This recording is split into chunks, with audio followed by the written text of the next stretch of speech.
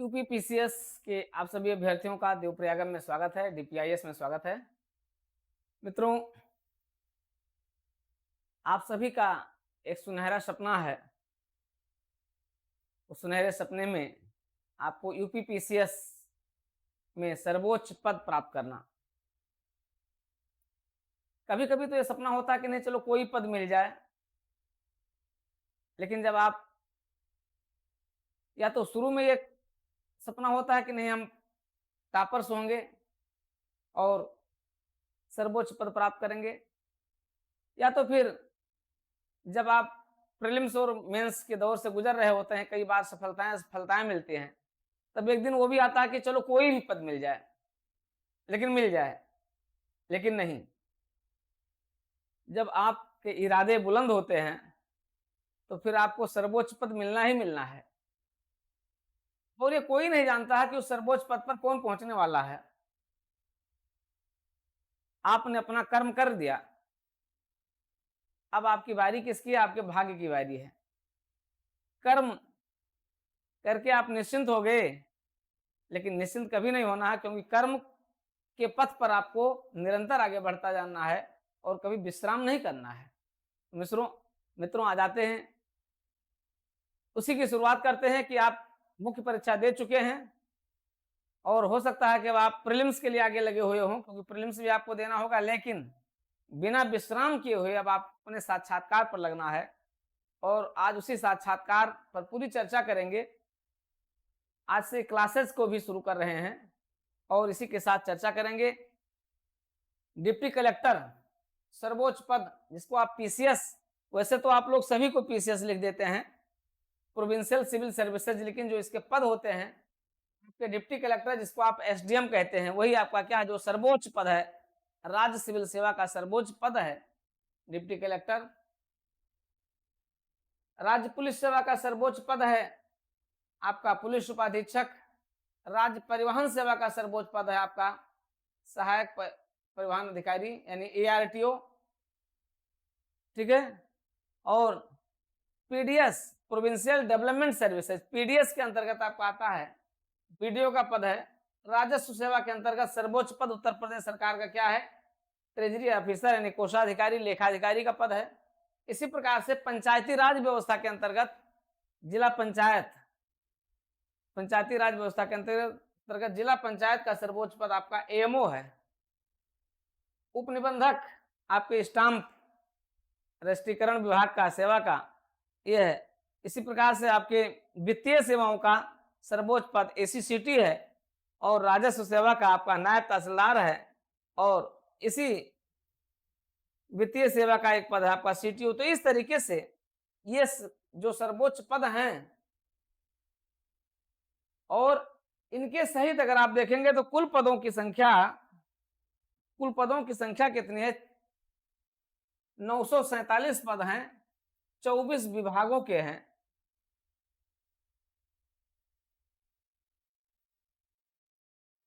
24 विभागों के ये जो पद है ना, अब तक अगर आप कुछ वर्षों को छोड़ दीजिए जो इसके समकक्ष पद रहे हैं, आप यूपी पीसीएस 2009 को देखिए, 16 को देखिए, तो इसमें पदों की संख्या अधिक रही है, लेकिन एग्जीक्यूटिव पदों के सहित विभिन्न पदों की संख्या इतनी कभी नहीं आई है।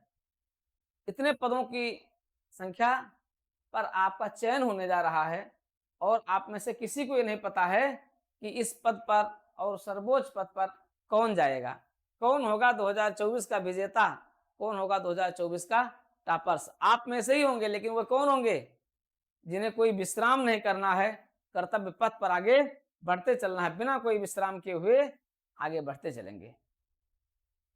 मित्रों, बहुत बड़ी अपॉर्चुनिटी आपके साथ है। इस अपॉर्चुनिटी को आपको क्या करना, क्रैक करना है, और इस अपॉर्चुनिटी को आपको अपने साथ ले लेना है, छोड़ना नहीं है। क्योंकि अब सवाल किसका है? अब सवाल आपने 1400 अंकों का आपने कमाल कर लिया है।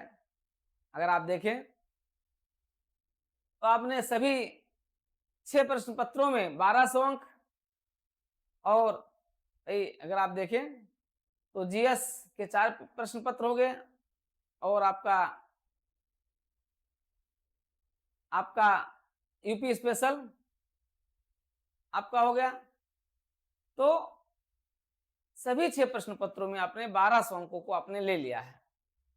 12 3 1500 अंक आपने अर्जित कर लिया है हिंदी और निबंध। अब बाकी बारी बचती है किसकी? 100 अंकों की, जो आपके लिए बहुत ही निर्णायक होगा। ये 100 अंक ना आपके लिए बहुत ही निर्णायक होंगे। तो अब आपको अगले 100 अंकों के लिए मेहनत करना है, क्योंकि बिना मेहनत किए नहीं, 2 दिन में नहीं हो जाएगा कि हाँ बस इंटरव्यू की डेट आई और आप आए और 1-2 मार्क दे करके नहीं, आपको इस पर वर्क करना पड़ेगा। क्या वर्क करना पड़ेगा, आज इसी की चर्चा करेंगे। बिल्कुल बेसिक क्लास को बताएंगे। साक्षात्कार के लिए आपको कितना परिश्रम करना चाहिए। आपने प्रीलिम्स के लिए दिन रात मेहनत किया, मेंस के लिए आपने दिन रात मेहनत कर लिया, तो साक्षात्कार को क्या आप हल्के में छोड़ देंगे? नहीं, क्योंकि यही 100 अंक क्या है, निर्णायक हैं। इन 100 अंकों में से आप देखें तो 75 और 78 तक लोग अंक अर्जित कर रहे हैं।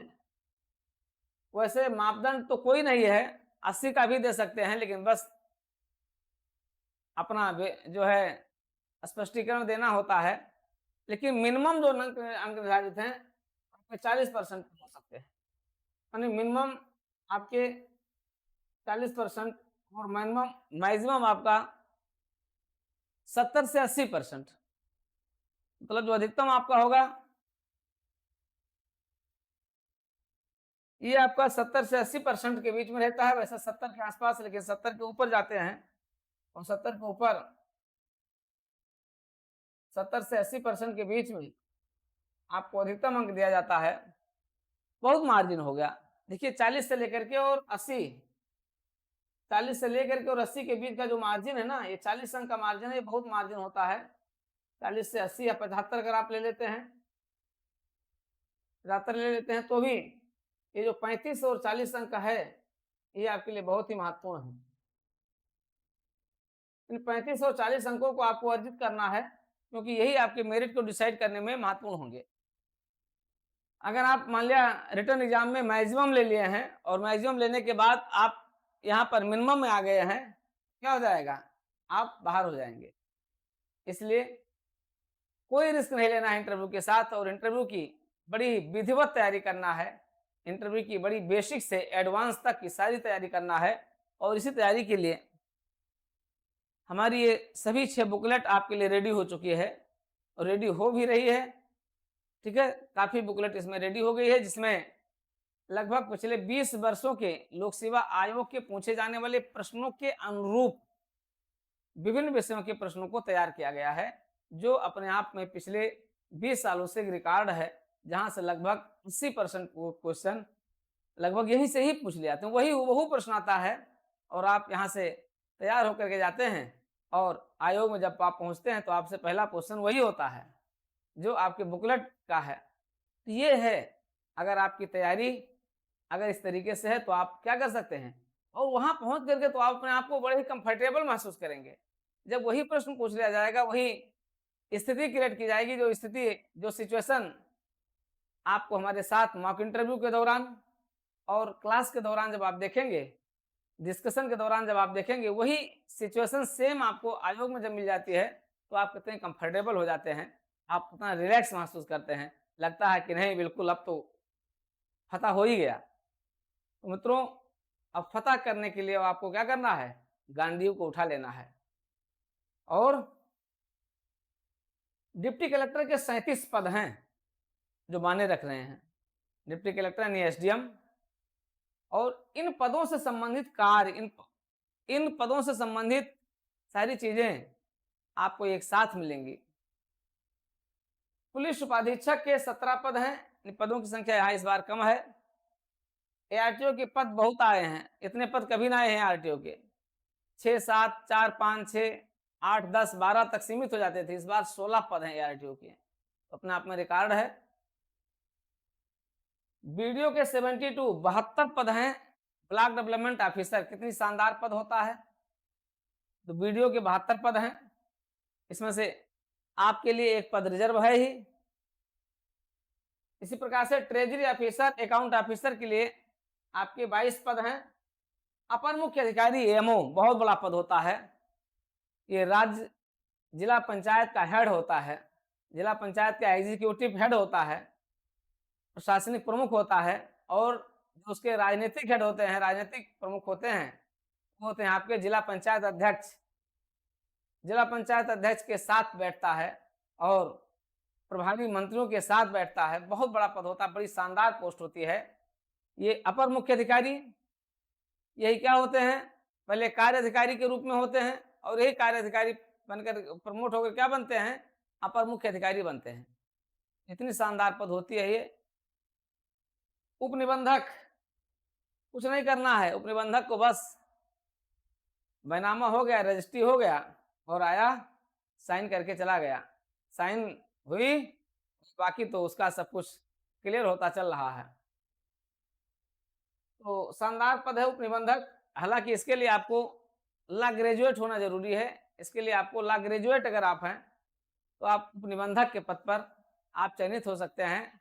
प्रीलिम्स क्वालिफाई करने के बाद मुख्य परीक्षा के लिए आप उपनिबंधक के चयन के लिए आपके लिए, और यहाँ पर आपको विधिक जानकारी, लॉ की जानकारी अच्छी खासी होनी चाहिए। उपनिबंधक के हैं एसीसीटी, असिस्टेंट कमिश्नर व्यापार कर, कभी बहुत अच्छा पद होता था, हालांकि अब थोड़ा सा इसका रोल डाउन हुआ है, लेकिन फिर भी अच्छा पद है। और 196 पद हैं, कभी नहीं आए हैं। इसी प्रकार से नायब तहसीलदार के 258 पद हैं, कभी नहीं आए हैं। नायब तहसीलदार आप जानते हैं इस समय बहुत बेहतरीन पद चल रहा है। अगर आप डिप्टी कलेक्टर नहीं बन पाए हैं तो नायब तहसीलदार ही वो पद है जो आपको डिप्टी कलेक्टर तक पहुंचा देगा। क्या होते हैं इसके चैलेंजेस, क्या हैं इसकी चुनौतियां, क्या हैं, ये सब हम जानेंगे, बुकलेट नंबर 2 में जानेंगे।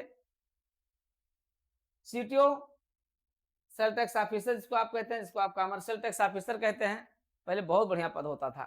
पहले तो लोग इसके लिए मारा मारी कहते हैं, भाई वो सीटीओ वो हो गए, सेल टैक्स ऑफिसर हो गए हैं, एक बड़ा नाम होता था गांव क्षेत्र में। लेकिन नहीं, हालांकि अब पद प्रतिष्ठा थोड़ी सी प्रभावित हुई है जीएसटी के आ जाने से, लेकिन फिर भी ठीक ही है। तो इसके भी शानदार पद हैं, 142 पद हैं। तो ये है पदों की संख्या। और मुख्य परीक्षा आप दे चुके हैं। मुख्य परीक्षा के पश्चात अब आपको अपने कर्मशीलता के तहत आपको अब साक्षात्कार पर ध्यान देना है। और मित्रों इसी पर चर्चा करें। 24 विभागों से जुड़े ये पद हैं, 947 पद हैं। तो इस 100 अंक को आपको क्या करना है, अब आपको कैप्चर करना है। इन 100 अंकों को आप कैप्चर करें, कैसे करेंगे, इसके लिए मेरा जो इंटरव्यू प्रोग्राम है जिसके तहत हमारी बुकलेट और मॉक इंटरव्यू दोनों, बुकलेट के साथ और मॉक इंटरव्यू के साथ आप क्या करेंगे, आप तैयारी करें। कोई भी क्षेत्र ऐसा नहीं है जहां तक हम लोग पहुंच करके डिस्कशन करके उसकी चुनौतियों को ला करके और उसका एक बेहतरीन समाधान न खोज लें। एक प्रशासनिक अधिकारी के रूप में उत्तर प्रदेश में कार्य करने में आपको कितना अच्छा लगता है, कैसे आप व्यक्त कर सकते हैं। तो कैसे साइकोलॉजिकल प्रश्न आपसे पूछे जाएंगे, कैसे आपके मनोवैज्ञानिक प्रश्न पूछे जाएंगे, कभी आपके पदों से जुड़े प्रश्न पूछे जाएंगे, कैसे आपसे सामान्य प्रश्न पूछे जाएंगे। इन सभी प्रश्नों का एक विशाल संग्रह आपके साथ इस बुकलेट में मिलेगा। आते इसके बारे में चर्चा करें। सबसे पहले तो है जिसको ब्रह्मास्त्र कहा जाता है। ये मैं नहीं कहता हूं, ये पिछले वर्षों के अभ्यर्थी कहते हैं जो हजारों की संख्या में अब तक चयनित हुए हैं। 1500 नहीं, हजारों की संख्या में चयनित हो चुके हैं। उत्तर प्रदेश का कोई जिला नहीं है, उत्तर प्रदेश का कोई ऐसा क्षेत्र नहीं जहां पर देवप्रयाग IAS DPIS के चयनित अधिकारी इसमें कार्य न कर रहे हों। कोई विभाग अगर आप देखें, कोई विभाग शायद ही बचा हो जहां देवप्रयागम के चयनित अधिकारी वहां पहुंचे ना हो। पिछले 20 वर्षों से इस चयन की एक लंबी श्रृंखला है, इस चयन का एक लंबा इतिहास है।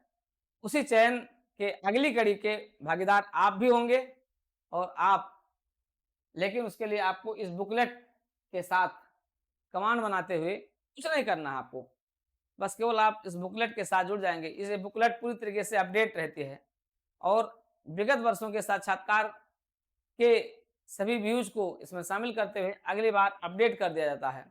इस बार 2024 के लिए फुली अपडेट बुकलेट्स हो गई है, जिसके लिए ब्रह्मास्त्र यह है कि इसमें सभी सामान्य जानकारियां होती हैं। आपसे जुड़े सारे क्षेत्र, कहाँ-कहाँ से प्रश्न पूछे जाते हैं। लोक सेवा आयोग, उत्तर प्रदेश लोक सेवा आयोग में आपके नाम से जुड़े प्रश्न नहीं पूछे जाते हैं। आपके नाम को छोड़ करके बाकी लगभग हर क्षेत्र, आपका व्यक्तित्व, आपके एकेडमिक, आपकी हॉबी, आपके डिस्ट्रिक्ट या डिस्ट्रिक्ट पर भी प्रश्न कब पूछा जाता है, ठीक है। प्रयागराज और मतलब वह बहुत कुछ जो आपको इंटरव्यू के लिए परिपक्व बना देता है, संपूर्ण बना देता है, आपके संपूर्ण व्यक्तित्व का विकास बुकलेट 1 से हो जाता है। बुकलेट 1 आपके लिए क्या है, इसीलिए इसके परीक्षार्थियों के बीच इसे रामबाण और ब्रह्मास्त्र कहा जाता है। इसको आपने तैयार कर लिया, इसकी एक कंप्लीट तैयारी हो गई, तो समझ लीजिए कि आप भारतवर्ष का कोई भी इंटरव्यू दीजिए, लेकिन यूपी लोक सेवा आयोग का स्पेशल, बाकी तो आप कहीं का भी देंगे, यहाँ से ही प्रश्न पूछा जाएगा।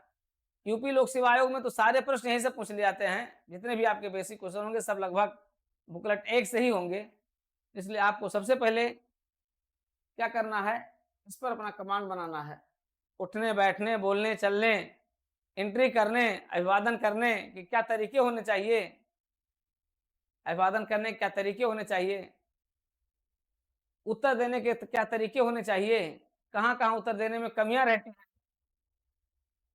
कैसे धन्यवाद दें, कैसे आयोग के सदस्यों के साथ आप कहीं उलझ तो नहीं जा रहे हैं, उलझने की कंडीशन क्रिएट की जाती है, फिर भी आपको क्या करना होगा, आपको उलझने से बचना होगा। कहें कहाँ और कैसे, वो सब बुकलेट में दिया गया है, सब आप जानेंगे, इसी बुकलेट के साथ आप अभ्यास करेंगे, जानेंगे। दूसरा है प्रशासनिक जानकारी। प्रशासनिक जानकारी में कोई ऐसा क्षेत्र प्रशासन का नहीं है जिसमें भारत सरकार, राज्य सरकार यानी सरकार की सांगठनिक संरचना, शासन की सांगठनिक संरचना, सभी विभागों की सांगठनिक संरचना, विभागों के कर्तव्य, ठीक है, और पदों के कार्य और दायित्व, और साथ ही साथ सिचुएशनल क्वेश्चन, लगभग 50 की संख्या में सिचुएशनल क्वेश्चन होते हैं, परिस्थिति जन्य प्रश्न होते हैं जो आपसे पूछा जाता है, ठीक है। तो परिस्थिति जन्य प्रश्नों में आप देखेंगे कि कैसे आपको उलझाया जाता है। और प्रभात कुमार जी जब चेयरमैन थे, तो उनका शुरुआत का ट्रेंड यही था कि जब भी कोई स्टूडेंट आए तो तुरंत बुलाते थे, यस यस आइए आइए आइए एसडीएम साहब आइए। लोग खुश हो जाते थे, अरे अरे सर तो हमें एसडीएम साहब कह रहे हैं। हमारे एक स्टूडेंट इस समय डीएसपी हैं, जब उनकी बारी आई तो जैसे कि यस यस आइए आइए एसडीएम साहब, आए, अभिवादन किए और जो भी फॉर्मेलिटीज थी पूरी की, उसके बाद के सर क्षमा चाहते हैं, एसडीएम नहीं डिप्टी कलेक्टर। अरे ऐसे कैसे, मैं गलत बोल रहा हूँ, श्रीमान जी क्षमा चाहते हैं, लेकिन इस पद का पद नाम डिप्टी कलेक्टर है। और फिर क्या पूछना था, पूरा बोर्ड प्रभावित हो गया।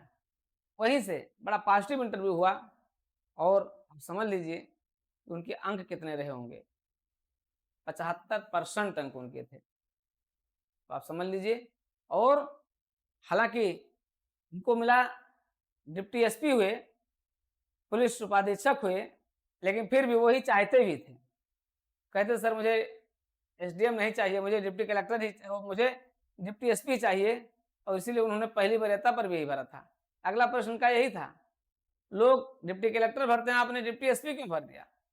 इस तरीके से आप देखते हैं, मतलब शानदार सब कुछ, सारे प्रश्नों की पूरी प्रकृति यहीं पर रहती है। ये सब जानेंगे, शासन क्या होता है, सुशासन क्या होता है, ई शासन क्या होता है, स्मार्ट शासन क्या होता है, आप किस प्रकार के शासन को लाना चाहते हैं, सब कुछ, एवरीथिंग। कहीं जहां आप सोच सकते हैं वो भी है, जहां नहीं सोच सकते हैं वो भी है। एक विकास प्रशासन की हायरार्की क्या होती है, विकास प्रशासन में आप अपने आप को कितना कंफर्टेबल महसूस करते हैं, नियामकीय और विकास कार्यों में आप किसको वरीयता देंगे। इस तरीके से ढेर सारे ऐसे सिचुएशनल क्वेश्चन भी होते हैं जहां पर आपको बहुत कुछ अपने प्रेजेंस ऑफ माइंड के साथ देना ही होता है, लेकिन पहले से अगर तैयारी की है तो उससे आपको आसानी मिल जाती है। तो फिर है आपका समसामयिकी है, जिस दिन तक आप इंटरव्यू देते हैं उस दिन तक की समसामयिकी होती है, पता नहीं क्या प्रश्न पूछ लिया जाए। तो इसमें राज्य आधारित, राष्ट्रीय, अंतर्राष्ट्रीय सभी प्रदेश, कोई प्रदेश नहीं छोड़ा गया है। सारे प्रदेश के सभी मुद्दे और सभी का एक कंप्लीट नोट्स आपको सब मिलेगा और आप देखेंगे इसमें बहुत ही शानदार तरीके से आपको मिलने जा रहा है। फिर आपका बुकलेट 4 में आप देखेंगे संविधान और विधि व्यवस्था को देखेंगे। देखिए, आपने देखा कि हमारे पुराने जो कानून थे, ब्रिटिश कालीन कानून थे, आईपीसी, सीआरपीसी, ये सब बदल गए हैं। अब उनकी जगह नई न्याय संहिता आई है। अब हमें उस न्याय संहिता को तैयार करना है, उसे आपको तैयार करवाएंगे। नए न्याय संहिता के तहत आपको कैसे as a deputy collector, as a SDM, as a deputy SP आपको कार्य करना है। कैसे कार्य करेंगे, लैंड ऑर्डर को कैसे मेंटेन करेंगे, शांति व्यवस्था को कैसे बनाए रखेंगे।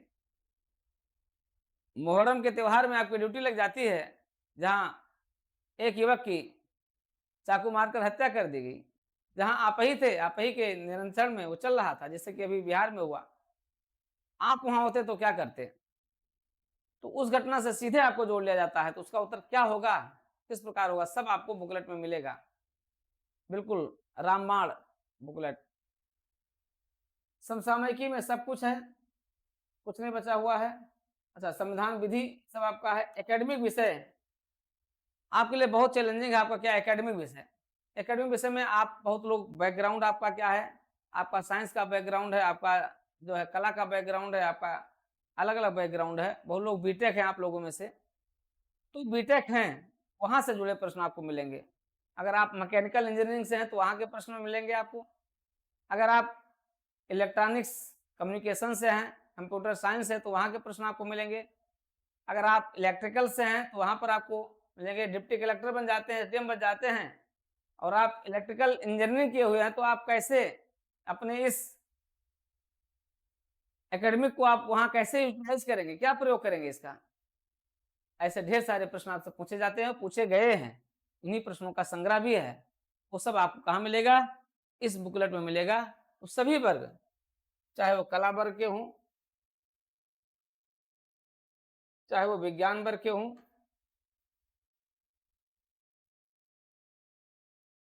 चाहे वो वाणिज्य वर्ग के हों,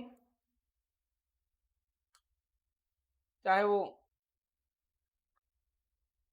वाणिज्य वर्ग के हों, ठीक है, या फिर वो अभियांत्रिकी यानी बीटेक से हो, चाहे वो बीटेक से हो। इस तरीके से एकेडमिक से जुड़े आपके सारे प्रश्न आपको यहाँ से मिल जाते हैं। क्या क्या प्रश्न आपके एकेडमिक में संभावित हो सकता है, इतिहास में क्या हो सकता है, भूगोल में क्या हो सकता है, दर्शन शास्त्र में क्या हो सकता है। तो इस तरीके से जो आपके एकेडमिक प्रश्न वो आपको यहाँ पर मिल जाते हैं। संपूर्ण संग्रह हो जाता है, आपको कहीं भी भटकने की जरूरत नहीं है। सब कुछ व्यवस्थित नहीं, सब कुछ सुव्यवस्थित आपको मिल रहा है। तो ये आपका हो गया। फिर बोर्ड आधारित प्रश्न, अलग अलग बोर्डों द्वारा जो जो प्रश्न पूछे गए हैं। वर्तमान जो बोर्ड है इसमें, उस बोर्ड द्वारा कौन कौन से प्रश्न पूछे जा सकते हैं, पिछले सालों में क्या क्या प्रश्न पूछे गए हैं, ये सब कुछ आपको मिलेगा बुकलेट नंबर 6 में मिलेगा, बुकलेट नंबर 6 में मिलेगा। ये सब आपको बुकलेट नंबर 6 में मिलेगा। तो इस तरीके से बोर्ड आधारित प्रश्नों से आपको एक आइडिया मिल जाता है कि हाँ, इस प्रकार का बोर्ड है। क्योंकि लोक सेवा आयोग में अगर आप देखेंगे तो इस बीच तो कोई नए बोर्ड नहीं आए हैं, सब वही पिछले साल तक के पुराने बोर्ड ही हैं, ठीक है। और अच्छे बोर्ड हैं, बोर्ड आपके साथ सहयोगी रहते ही हैं, सहयोगात्मक होता है, बशर्ते आपके अंदर भी वो चीजें झलकनी चाहिए। पता लगा उन्होंने पूछ लिया, अपने बारे में बताया, अब आप शुरू कर दिए अपनी कहानी, मेरा नाम ये है, मेरे पिताजी का नाम ये है, मेरे गांव का नाम ये है, मेरे जिले का नाम ये है, मेरे मम्मी का नाम ये, तो दुनिया भर की कहानी बताने लगे। वो समझ गए, बस हो गए अब तुम। तो ये स्मार्ट आंसर कैसे दें, केवल डीपीआईएस के साथ आप बता सकते हैं, देवप्रयागम के साथ आप बता सकते हैं। तो मित्रों, आइए और इस क्लास के साथ आप जुड़िए। ये क्लास आपको शानदार तरीके से तैयारी करवा रही है, किसकी? साक्षात्कार की। आइए जुड़िए और क्लास की कंटिन्यूटी बना लीजिए, क्योंकि फिर आपको समय नहीं मिलेगा। अगर आप चाहें कि हाँ, अगर आप रिजल्ट आपका आता है, तो जब आपका रिजल्ट आएगा उस समय आपकी प्रीलिम्स का दबाव आपके ऊपर होगा। तो आप प्रीलिम्स के दबाव से ग्रसित होंगे, इसलिए आप लग जाइए। जरा सा भी अपने ऊपर विश्वास है कि आप बहुत अच्छा कर सकते हैं, आप टॉपर्स हो सकते हैं, तो आप इस इंटरव्यू क्लास के साथ जुड़ करके निश्चित रूप से हो सकते हैं। तो बस वही आपन तेज समारोह वापे तीनों लोग आंकते का पे, मतलब कुल मिला करके आपको ये चीजें ध्यान देना है। तो मित्रों इसी सब पर ध्यान देना है। इसके बाद जब ये सारी चीजें आपकी कंप्लीट हो जाएंगी, अब आप क्या हो जाएंगे, आप बिल्कुल परिपक्व हो जाएंगे, तब आपको हम रखेंगे कहाँ, इस पैनल के साथ बैठाएंगे। मॉक इंटरव्यू का जो पैनल होगा, इस पैनल में एक्सपर्ट्स होंगे, विशेषज्ञ होंगे, अधिकारी वर्ग होंगे, और विशेषज्ञों में आपके अलग अलग विषयों से आपके रहेंगे, ये रहेंगे, अधिकारी वर्ग रहेंगे। तो कुल मिला करके क्या होगा, यहाँ जो कुछ आप पढ़े हैं सीखे हैं उसी पर प्रश्न भी पूछा जाएगा, और आप क्या करेंगे, इसका बेहतरीन उत्तर दे करके और आप अपनी सफलता को गारंटी लेकर के जाएंगे, कहाँ से, देवप्रयागम से, DPIS से रख दिया जाएगा कि यस ये है गारंटी। तो गारंटी को लेना है तो देवप्रयागम के साथ आना है, देवप्रयागम DPIS के साथ चलना है। तो मित्रों ये सब कुछ जो है आपको एक फुल क्लास के साथ मिल रहा है, आप देख लीजिए, समझ लीजिए, ये सब कुछ आपको कंप्लीट क्लास पैकेज के साथ मिलेगा। सारी बुकलेट्स, सारे नोट्स, सब PDF नोट्स रहेंगे, सारे करंट के नोट्स रहेंगे। हाँ, इसमें अधिकांश कुछ नोट्स आपको हस्तलिखित रहेंगे, लेकिन उसका कोई प्रभाव नहीं पड़ता है, ठीक है। तो हस्तलिखित और दोनों तरीके से आपके नोट्स रहेंगे, और ये सब आपके इस पूरी तैयारी को क्या करेंगे, इस पूरी तैयारी को शानदार बना देंगे। तो जब ये शानदार हो जाएगा इंटरव्यू, तब आपका परिणाम भी शानदार आएगा, आपका परिणाम भी शानदार होगा। इसी शानदार परिणाम के साथ आप होंगे उत्तर प्रदेश सरकार में टॉपर्स भी होंगे, और डिप्टी कलेक्टर्स भी होंगे, और डिप्टी SP भी होंगे, और ARTO भी होंगे। तो इसी वाणी के साथ ये सब वाणी आपको लग जाए और आप ही बन जाएं, सारे पदों को कब्जा कर लें, सारे पदों पर आप अपनी धाक जमा लें। इसी के साथ अगली क्लास में अब हम शुरू करेंगे, अगली क्लास से शुरू करेंगे कि बुकलेट संबंधित कैसे आपको एंट्री करना है, सावधानियां, इन सभी के बारे में आपको बताएंगे। और फिर हम लोग बुकलेट पर आ जाएंगे, बुकलेट 1 पर चर्चा करेंगे, बुकलेट 1 को डिटेल आपके साथ शेयर करेंगे। बुकलेट से ही पूरा क्लास चलती रहेगी, इसमें केवल प्रश्न दिए रहते हैं, उत्तर नहीं रहता, उत्तर हम आप डिस्कशन के साथ देंगे आपको, क्योंकि उसमें नए नए प्रश्न बनते हैं, तो डिस्कशन के साथ देंगे। इस तरीके से आप देवप्रयागम IAS के साथ जुड़ सकते हैं। DPIS यूट्यूब चैनल को सब्सक्राइब कर सकते हैं, और DPIS यूट्यूब चैनल को सब्सक्राइब करके आगे बढ़ चलिए, और डाउनलोड कर लीजिए देवप्रयागम IAS ऐप, डाउनलोड कर लीजिए, क्योंकि आपकी अधिकांश कक्षाएं आपकी कहाँ चलेंगी, ऐप पर चलेंगी, जबकि आपके यूट्यूब चैनल पर भी कुछ कक्षाएं चलती रहेंगी। इसलिए इन सभी कक्षाओं का आनंद लीजिए, और अभी से ही अपने इंटरव्यू के दबाव को, प्रेशर को कम कर दीजिए, और वो सारा पेन, सारा दुख दर्द हमें दे दीजिए, और हम आपको गारंटी देते हैं कि आप कहाँ होंगे, 70% की रेंज में होंगे। मित्रों बहुत ढेर सारी शुभकामनाएं, अग्रिम शुभकामनाएं आपको। और आज आपने निर्णय कर ही लिया है देवप्रयागम के साथ चलने का, देवप्रयागम के साथ जुड़ने का।